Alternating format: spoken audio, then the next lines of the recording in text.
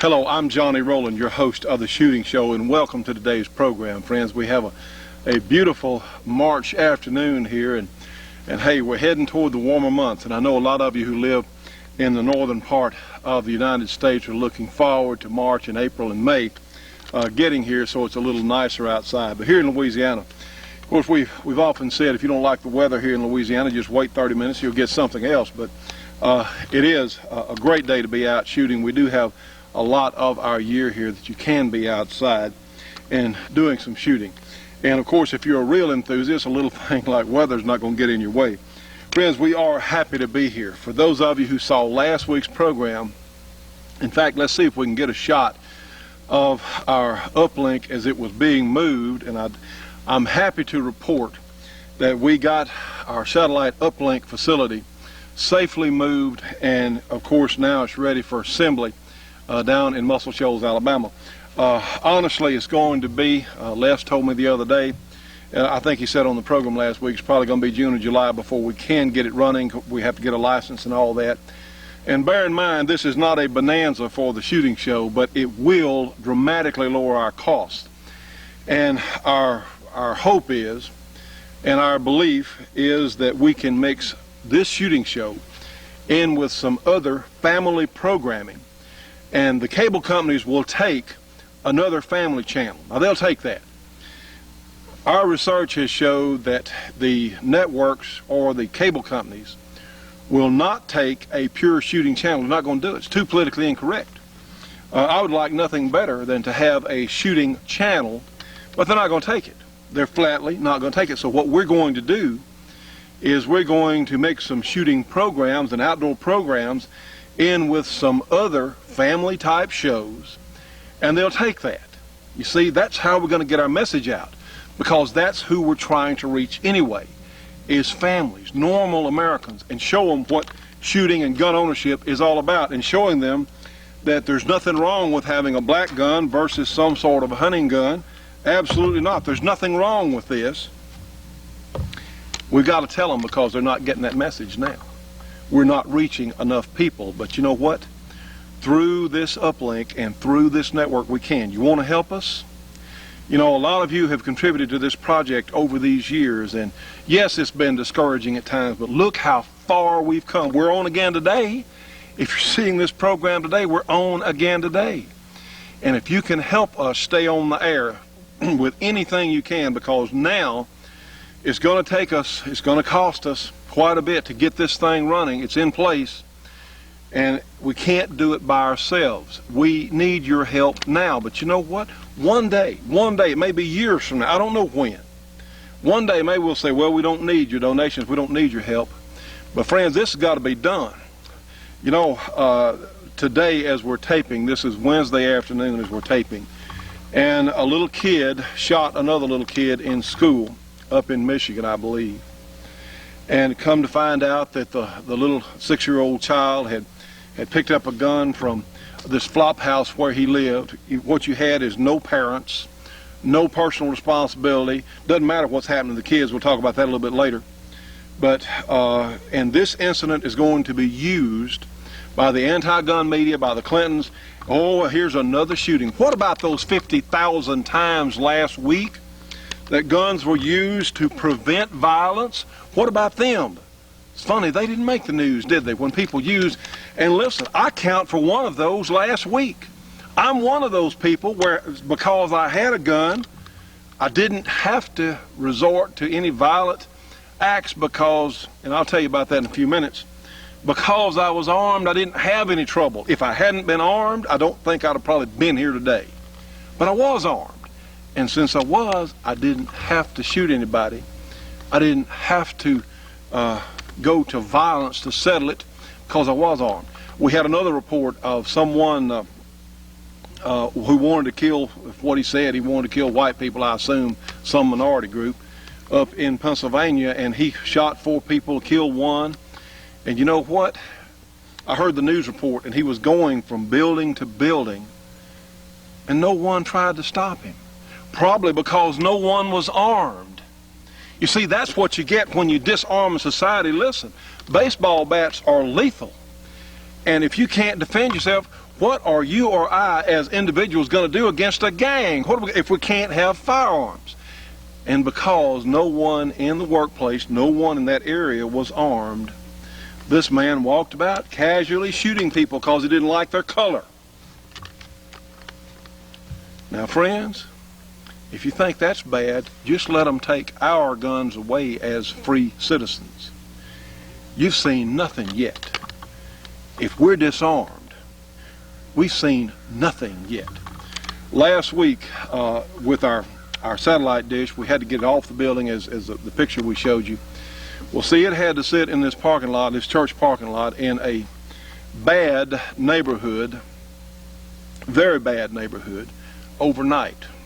Well, here we have about $500,000 worth of stuff, if you went and bought it retail, laying on the parking lot that night.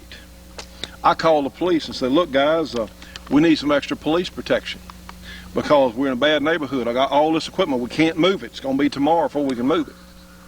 They said, oh yeah, we'll send extra police cars. Well, I went up, Les had stayed there with the equipment on the night before by himself, and it was pretty, he didn't get any rest at all, so I volunteered, yeah, I'll come up there. Heck, the stuff's too important, we can't afford to replace it, of course. So I sat up, babysat the equipment in the parking lot, a church parking lot in a very bad neighborhood, because I had no choice. Stayed there with it all night. And guess what? The local Community Metal Collectors Association did come. Some gang members did show up. They came, you know, 2 or 3 o'clock in the morning. And yes, the police came one time at 10:30. They drove through the parking lot. One time, 10:30 at night, after we called them twice asking for their help. They said, oh yeah. One time police car came through there, exactly one, 10:30 at night. Well, if I hadn't been there with a pump shotgun and this handgun, guess what? We wouldn't have any equipment. And if I'd just been up there sitting with it, I probably wouldn't be here today because the gang types did show up. And you know, it's funny, when they saw me there with with my shotgun and with my handgun, they didn't seem to want to bother anything after that. And when the next crew came through with the truck and looking for what they could pick up, and you know, you are allowed to guard your property here in Louisiana. You are allowed to do that. And you know, I was there with my guns, and I didn't have any trouble. Now, fill in the blanks if I hadn't been there, or certainly if I hadn't been there and been armed. You figure that out. It's not hard. But because I was armed, nothing happened. There wasn't any violence because they understood what racking the action on that pump shotgun means. They understood, and I'm so glad I did not find out what a 460 Rowland will do on live two-legged targets. I didn't want to know that firsthand. I certainly don't. It's not something we want to know about. But here we are. Here I am today. And friends, what could I see? The police? I called the police. They couldn't protect it. They're too busy. They don't have an obligation to protect the individual. But yet, we had to defend it. And we had to do it ourselves. And that's like our lives. That's like our homes. See, I was one of those cases last week where guns were used to avert crime. I was one of those 50,000 cases last week. But you know, that didn't make the news. It's making our program here, of course. But friends, I tell you what, it's got to be done. The anti-gun people are going to use this shooting because we have the lowest common denominator in society, some nut out here who goes crazy. Well, you know, some people can't be trusted with matches. But you know, I don't notice an anti-match crusade. Some people can't drive cars. Okay, don't let them drive cars. Some people even get licenses and still can't drive. But you know what? That doesn't stop the rest of us from driving cars. So essentially, what the anti-gun people want to do is say, well, since some people in our society, a very small percentage, can't be trusted with firearms, well, they want to take them all away from us. Well, we know what it's about. They want to disarm our society and have us at the mercy of their United Nations police state. We don't want it, friends. And speaking of, someone had asked me to do some research on John McCain and Larry Pratt with Gun Owners of America, who we really appreciate. They're a little bit of help for our program. Larry will be on later in the program. John McCain voted for the Brady bill. He voted against the ownership of so-called assault rifles. He voted against semi-automatic rifles. He voted for the Lautenberg Amendment. He also, the McCain fine, he voted for a bill that would have stopped even discussing our issues with the politicians before elections. So we really have a very dim view at this point of Senator McCain's voting record. So I'll just let that go at that for the moment. But anyway, this is all true. It's a matter of record. You can look it up. So anyway, friends, so much to talk about today, and a short program, of course. Let me show you something. I saw Charlton Heston. By the way, Charlton Heston and Wayne LaPierre are supposed to meet with the Bradys, Jim and Sarah Brady. And that's crazy. I hope they do, because it'll show the true colors of the NRA leadership. There's a lot of good things about the NRA. The leadership is not part of it, of the good part. Okay.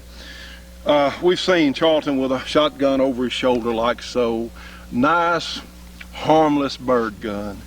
You know, just nice, quaint double-barrel shotgun. Nice sporting gun. But when someone asks him, well, hey, why don't you put a semi-automatic rifle on your shoulder? Oh, no. Oh, no.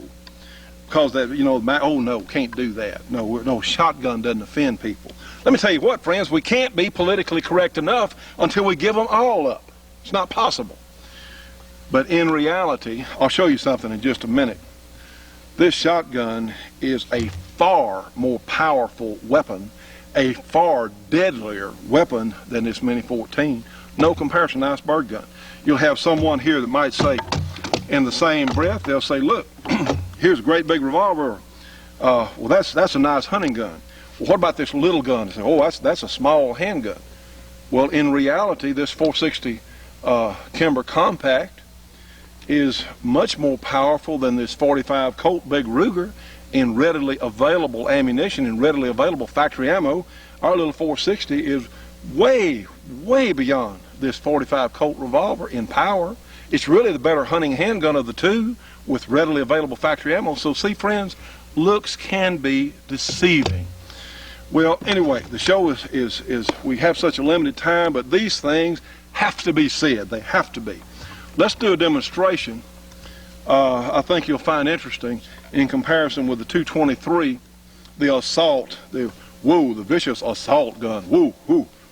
Bad, rough, tough assault type gun, versus our 12 gauge double barrel, harmless double barrel, huh? Let's do that now. Let's see that steel disc out there with this full power 223 Remington cartridge, which is the U.S. military cartridge, and what Senator Kennedy and Dianne Feinstein and all these seem so terribly afraid of. Let's see how this looks. Watch the disc.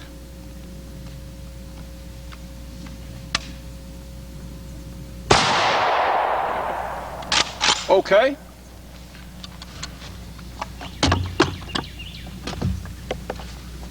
You saw it shake some. Let's try the 12 gauge shotgun. Our nice bird gun here. See what happens. Watch the disc.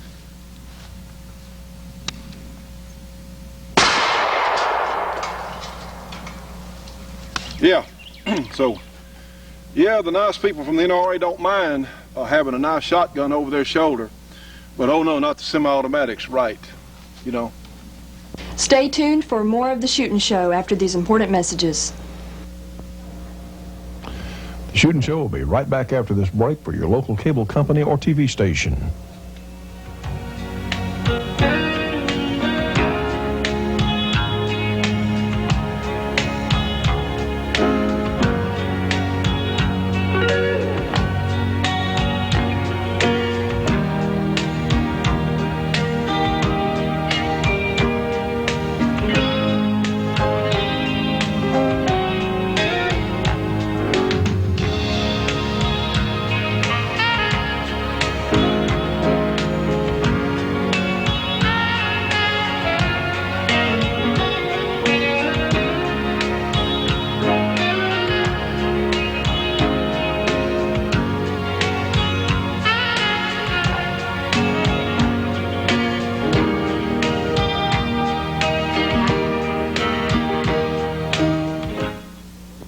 Friends, here's one of the most important publications you can get. This is the Great Georgia Arms Catalog, and please write their phone number down, 1-800-624-6861.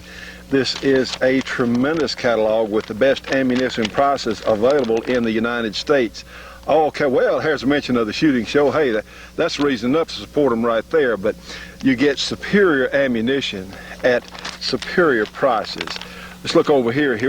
Let's see, what do we see? 460 Rowland, yes indeed, but we also see a tremendous number of other things. 45 ACPs, 44 Magnums, 41 Magnums, certainly our defense load there, defense special 41 Magnum load available, but all kinds of others. 9mm, 357 SIGs, 44 specials, 30-06s, 7 mags, all kinds of neat stuff. Plus they have components. If you want to load your own, they'll sell you lead bullets, they'll sell you nostril bullets, all kinds of great features. Yes, in fact, they'll even sell you a 460 Rowland kit for the great 1911 guns, cleaning accessories. Here's gunpowder for sale, loading equipment for sale. Friends, give them a call today. These are some of the finest people, period, that I've ever had a chance to meet. Curtis Shipley and our good friend Larry Haney from Georgia Arms, and they're helping to support the shooting show. Give them a call today. Get a free catalog, 1-800-624-6861. And please don't forget to tell them you saw it here on our show. You know, friends, I've said for a long time that we're not winning this fight to keep our guns against the anti-gun establishment. Well, let me tell you what. We have some folks in Colorado now that are taking to the streets, and I think this is what it's going to take. It's going to take demonstrations by gun owners in defense of our Second Amendment rights. I think that's what it's going to take, and we're seeing what I hope will be a trend around the country of gun owners demonstrating for their rights. Governor Owens in Colorado depended on gun owners to help get him elected. And of course, since the tragedy there at Columbine, which the ownership of guns had nothing to do with, Governor Owens has turned his back on gun owners, is supporting all kinds of gun legislation. Well, let me show you what 400 to 500 people in Colorado did at a recent Governor Owens fundraiser. I think you'll appreciate what they're out there doing. No more gun control!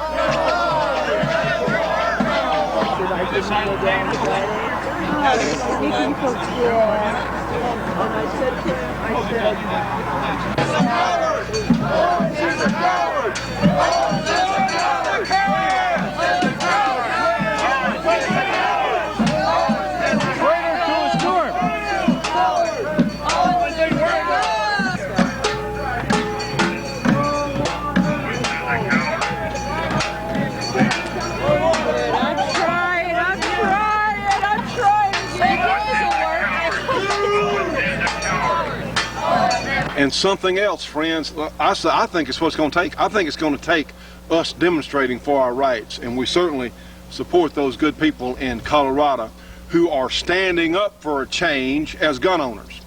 Another recent demonstration that gun owners put on there in Colorado was against the so-called Million Moron Mom March. They had about 30 anti-gun women show up at a church, and there were about 160 to 200 gun owners, men, women, and children, people in support of gun ownership that showed up outside the church. Let me show you a little bit of this. This is great.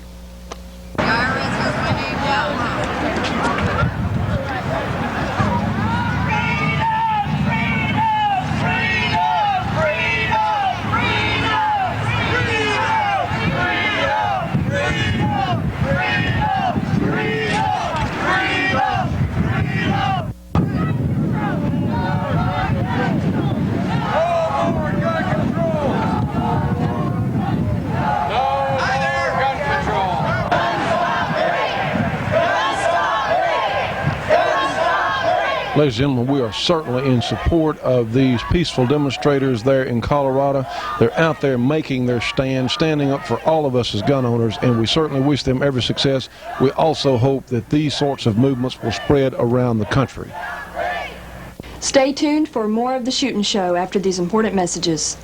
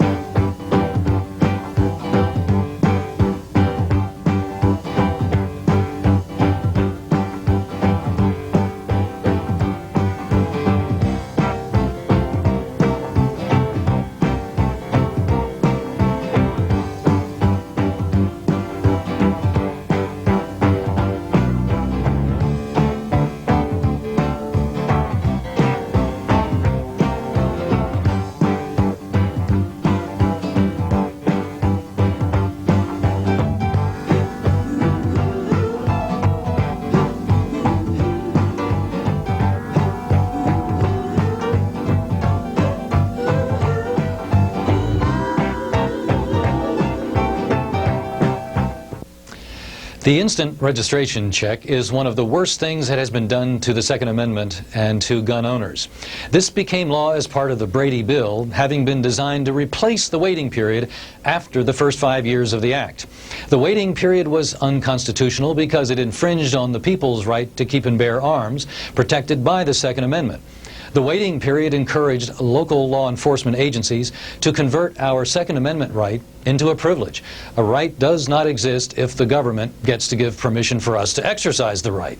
Well, the instant registration check also converts a right into a privilege. Both presume that the government should control the exercise of the right. But gun control advocates will ask, what about all the bad guys the Brady law has kept from getting guns? The answer is that those who are actually disqualified from owning a gun, less than half of those initially rejected, can easily get a gun elsewhere if they are intending to commit a crime. The Brady law has not lowered crime. Crime started to decline in our country before the law went on the books. Armed citizens keep crime down, and making it legally easier for the average person to carry a concealed firearm must get a lot of the credit for our decline in crime. Meanwhile, the instant background check not only converts a right into a privilege, it registers gun buyers at the same time. Over 3 million since the FBI started doing the checks. The FBI says they need to keep the names of gun buyers who have broken no law for law enforcement purposes. What?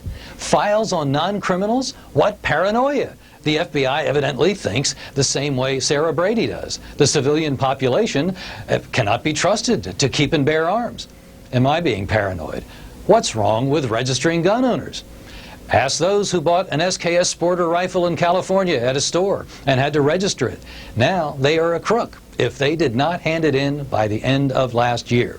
And the state of California has had plans to go door to door to get the over 90% that were not turned in. Isn't that a good reason to be against registration? This is Larry Pratt in Washington. You know, friends, the Bill of Rights protects every American's God-given right to keep and bear arms. Now our rights are being seriously undermined as legally registered rifles are being confiscated in some parts of our country. Gun Owners of America is in Washington, D.C. every day fighting for you to keep that right. Find out right now how you can join. Call 888-886-GUNS and get started receiving GOA's fact-filled newsletters and action alerts. Call 888-886-GUNS or go to their webpage at gunowners.org and help make your voice heard in Washington. Ladies and gentlemen, we're going to look at a couple of important rifles, certainly important historically.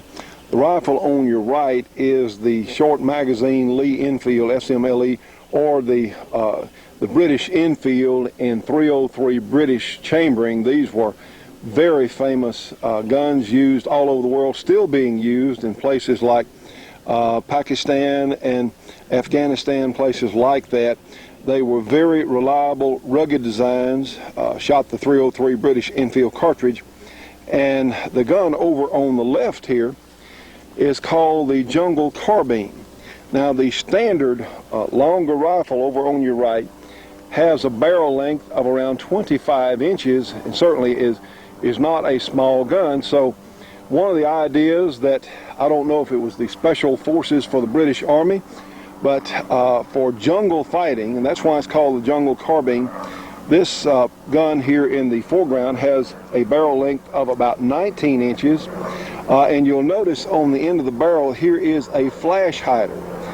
And we have some shots in a moment to show you, to just see how effective this flash hider was. I'm assuming that since the designers felt like you had about 6 or so inches less barrel in the shorter gun, that the flash hider might be useful. And in fact, we'll take a look at that in just a moment. Now for our comparison of the full-size Lee Enfield, let's watch and see how much muzzle flash we have here in the darkness. Not terribly much anyway. Now let's try the same ammunition with the shorter Jungle Carbine. Tell you the truth, I can't tell much difference. Stay tuned for more of the Shootin' Show after these important messages.